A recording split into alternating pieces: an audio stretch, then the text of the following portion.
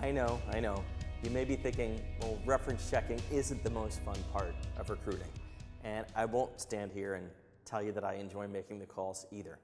But I will tell you that you absolutely can't skip them without taking a big risk. You need to know how big a risk you're taking. And to me, it's just not worth it if it's so easily avoided. So why do reference checks? Let's get really clear on that. We're looking to validate what we've observed firsthand in the interviews and the test drive. There's nothing that I can do or you can do to assess a candidate that compares with someone who's worked with them for 2 years or 5 years or more. The good news is I can save you a ton of time and pain. And here's the secret. Referenceability is as vital as the reference checking itself. I'm going to repeat that. Referenceability is as important as reference checking. So we're no longer going to hire someone who's not referenceable in the first place. And we're going to ask them early in the process. And if they're not referenceable, we're done. So in the very first phone screen, I say, I know that this is skipping ahead 3 steps, but if we get to the point of extending an offer, who at that point would your references be? And I usually hear one of 2 things. Oh, no problem. I can give you every manager I've ever had. Or I hear a deafening silence on the phone. And the candidate struggles and fumbers to kind of come up with, well, who am I going to provide? There's a big difference between those 2 scenarios. So right up front, I refuse to advance anyone who's not going to be referenceable because I know I'm never going to get comfortable, and neither should you. Now, when it comes time to actually provide references, I also look at who the candidate gives me versus who they omit, who's missing from the list. And specifically, I'm looking for the percentage of direct managers they've had from the past 10 years. So can they give me 100% of them, every manager they've had, or maybe only 1 out of 5? And that's a yellow flag. So if they can't volunteer the majority of them, I'm concerned. Now, of course, with employee referrals, that's the best reference you can possibly get because one of your prized employees actually worked with the candidate in a previous position. So take those really seriously, even though you're still going to check references just to validate. Okay, how many references should we check? That's something that people ask me all the time. And the answer is that you're the one who has to live with the consequences. So the question is really, how big a risk do you want to take when you make this hire? And it depends on the impact of the role. When I hire for a CEO, I might check 15, 20 references or more. I'll spend days on it because that might be a bet the company hire. I cannot afford to be wrong. And you've probably had situations like that too, where it's a crucial project or a critical time of year, and if you get it wrong, you're tanked. But in other cases, these stakes aren't quite as high. But I would give you a couple of guidelines. The first is never fewer than 3 references. If you get 3 good data points and you do them correctly, that's a pretty good start. I'm also looking for 1 solid reference for every 3 years of work experience. So if the individual has 20 years of experience, they should have no problem giving you 6, 7, 8 references or more, even if you don't speak with them all.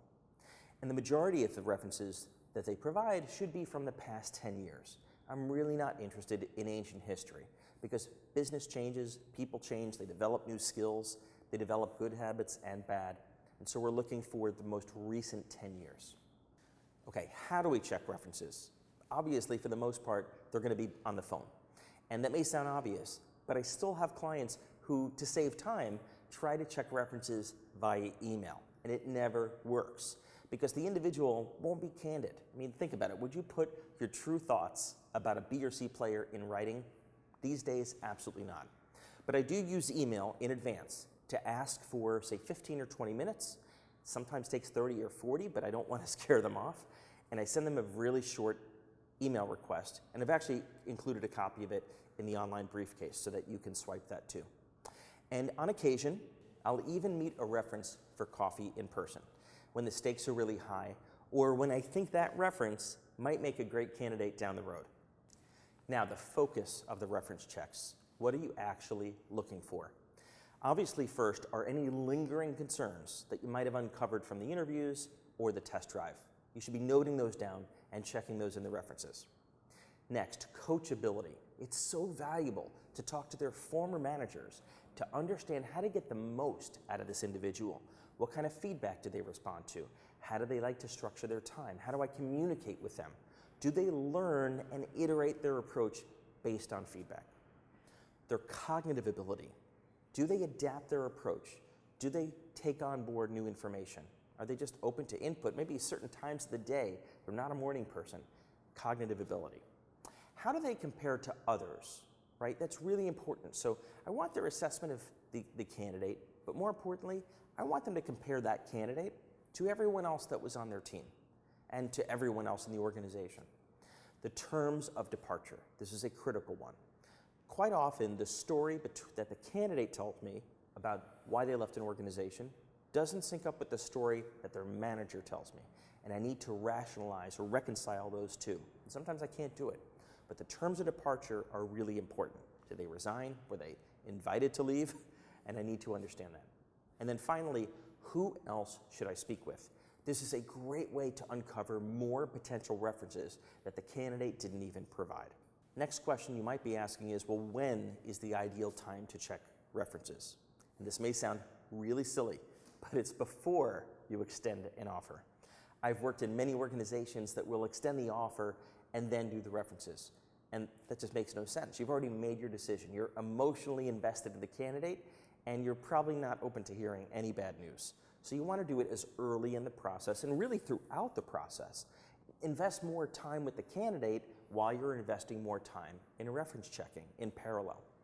If it's not going to affect your decision, don't even waste your time. Just say, I'm not checking references, I'm going to take the risk. It may work out, it may not. But typically, I will check references on my final 2 candidates.